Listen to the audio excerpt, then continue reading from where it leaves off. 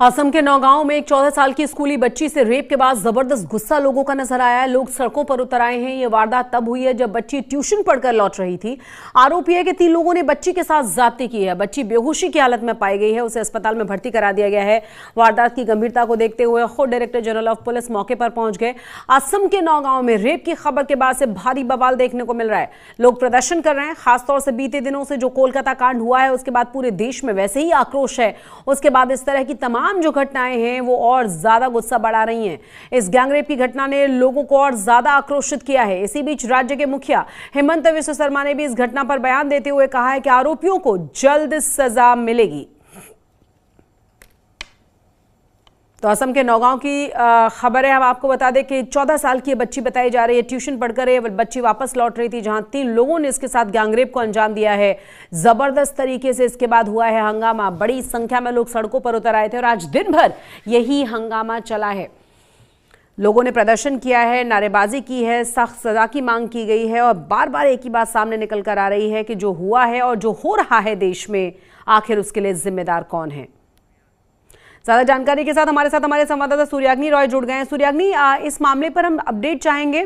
क्या गिरफ्तारी हो गई है? ये कैसे घटना सामने आई? क्योंकि कहा जा रहा है कि ट्यूशन से पढ़कर वापस लौट रही थी ये बच्ची। चुकी है इस पूरे मामले में और पुलिस को जो लगता है कि और 1-2 लोग हैं जिनको वो ढूंढ रही है फिलहाल। असम के, जैसे आपने कहा, डीजीपी भी वहीं पर है, वो ही खुद मॉनिटर कर रहे हैं। असम के मुख्यमंत्री भी वो भी इस पूरे मामले को बहुत माइन्यूटली देख रहे हैं ताकि जल्द से जल्द जो भी आरोपी हैं उनको पकड़ा जाए और सजा जो है उनको दी जाए। बच्ची की हालत कैसी है अभी सूर्याग्नि?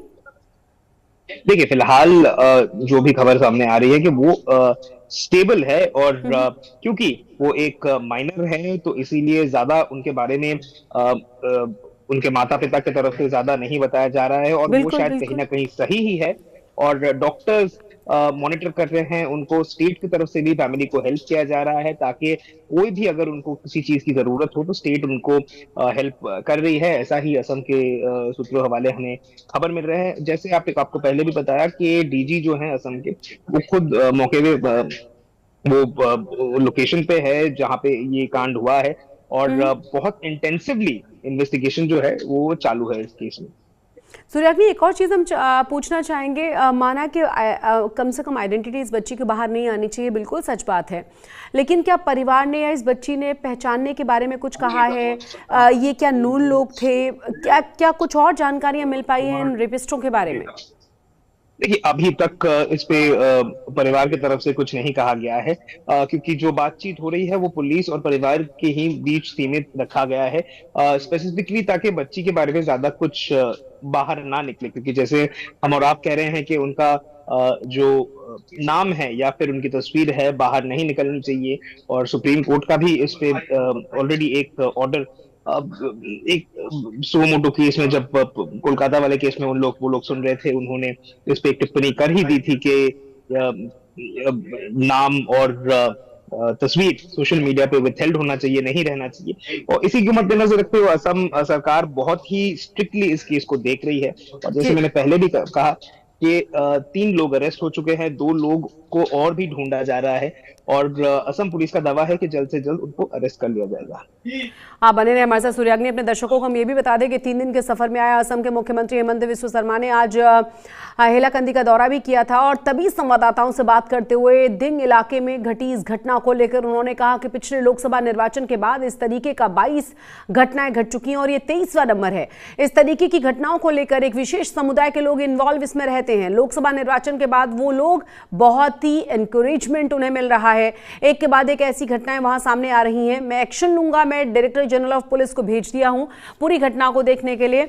साथ ही साथ पीयूष हजारिका को भी मैंने भेजा है पूरी घटना देखने के लिए। 3 लड़कों ने मिलकर किया है, इस घटना को अंजाम दिया है और इस का जो तरीका है घटना को, उसमें एक को पकड़ लिया गया है। थोड़ी देर बाद आप लोग जान पाएंगे उन लोगों के नाम। दीन की यह घटना पहली बार नहीं हुई है, इससे पहले भी हुई है। तो वहीं दूसरी ओर जहां हमारे भूमिपुत्र कम हुए हैं वहीं ये घटनाएं घट रही हैं।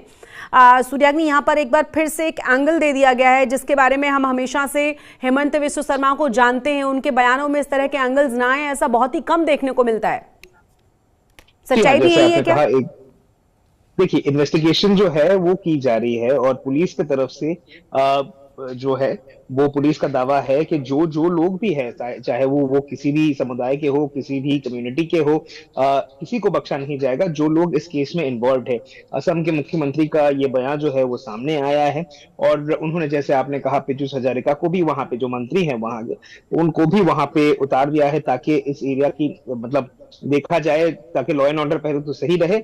और दूसरा जो सबसे ज्यादा इम्पोर्टेंट है कि केस के जो लोग एसोसिएटेड हैं इस रेप कांड में, उनको जल्द से जल्द पकड़ा जाए, वो किसी भी समुदाय के हो।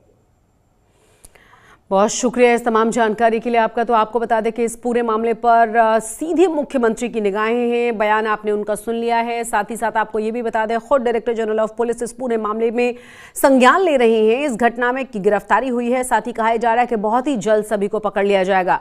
इस पूरी घटना को लेकर असम में बीजेपी के नेता मनक डेबा ने क्या कहा है, जरा वो भी सुन लीजिए।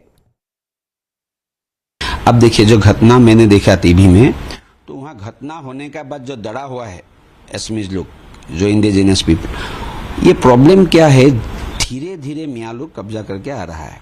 और जहाँ आप देखिए, जहाँ हम लोग का खिलंजिया लोग है, इंडिजिनस पीपल है, वहाँ अगर 2-3 घर मियाँ है तो वो लोग सेफ है।